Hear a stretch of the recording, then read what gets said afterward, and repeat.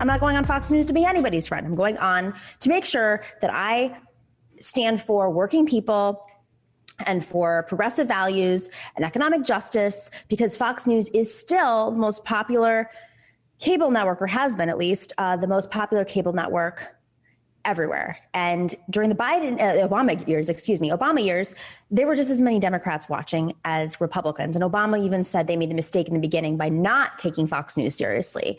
So it is important that we reach whoever we reach. I will go on their platform to reach anybody we can loop in. I won't bring them on our platform. See what I'm saying? That's how this works. You don't bring Nazis onto your show. You don't let them spew their talking points, but you go in there and hope that you can bring people in. The reason I say this is because I was asked on one of the news shows yesterday, and the news shows are daytime. They're traditionally less controversial. They might have some guests on that are obviously controversial because it is cable news and everybody does it. But the hosts, it's not Hannity. It's not Laura Ingraham. It's not Tucker Carlson. So I went on yesterday, and the reaction I had was exactly the reaction that people wrote about. I was so surprised because on day one, they were already criticizing the press secretary, Jen Psaki, of the Biden administration for being too friendly with the press, and the press being too friendly with her. Let's roll that clip real quick.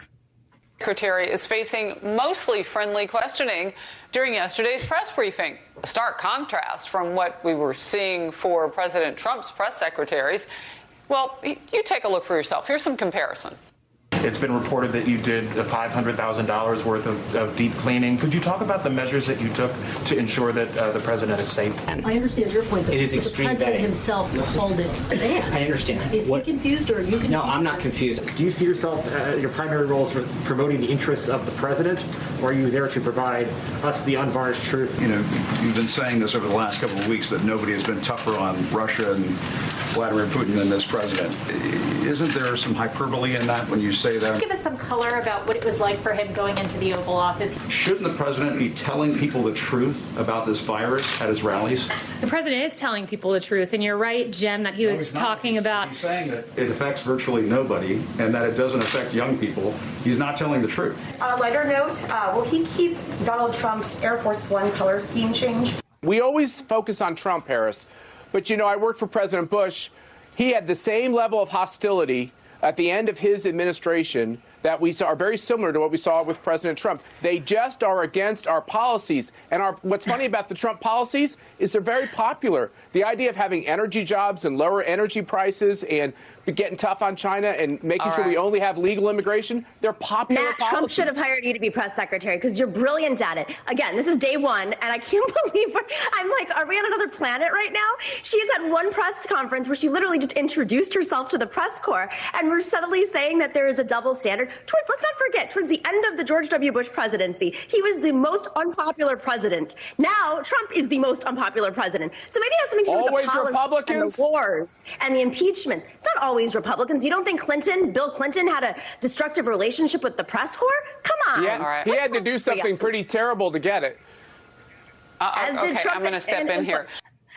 So I know that this clip is going around right now, and I appreciate you guys for sharing it. But what this illustrates to me is the state of the Republican Party. I actually want to have a bigger conversation about this.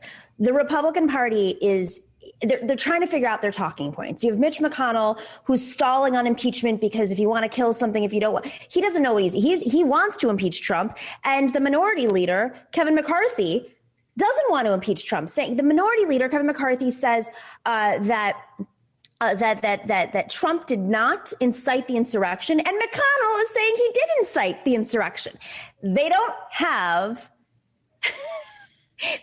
their talking points down. And it was just so ridiculous that on day one, which of course is going to be lighter, you have Matt Schlapp, who's a professional communication, his wife, Mercedes Schlapp, they both worked in the Bush administration, Bush Jr.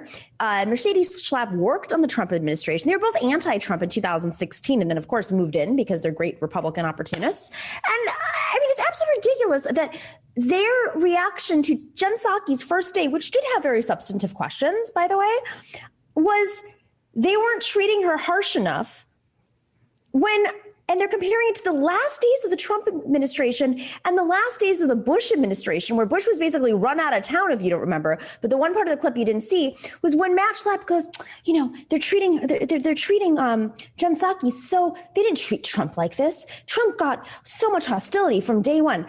On day one, Steve Bannon came out and called the press the enemy, the opposition party. What do you expect? What do you expect when you treat the free press, who we don't always agree with? Yes, much is corporate, but we don't always agree with them. When Steve Bannon and the Trump administration are declaring them the enemy, are you kidding me right now? They are flailing. They are flailing. So let this serve as a reminder right now, progressives, that the Democrats have the upper hand against the Republicans for now, for this brief little minute. It's probably going to go away, right?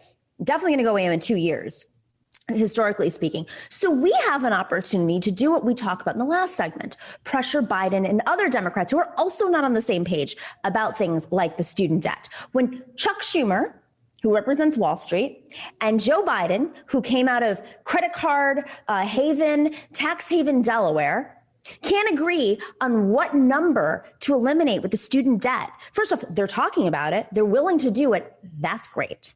Now it's our job to pressure and make sure that these Democrats who are not on the same page answer to us. Because as I said yesterday in my opening, the Democrats right now have to negotiate with us, not the Republicans. And that is why Mitch McConnell is trying to stall impeachment. They don't know what to do. Thanks for watching and listening to The Nomiki Show. But remember to click like and subscribe on YouTube, and please share on social media. If you're not already a patron, please join us for as low as $5 a month on patreon.com/The Nomiki Show for early and special content. That investment makes a huge difference. We are not corporate media raking in the dough. It's really you guys that are keeping us going. So please consider being a patron. And to our current patrons, thank you so much. We are incredibly grateful to you. We also now have swag. So check us out on thenomikishow.com to get your mugs, your totes, and your stickers.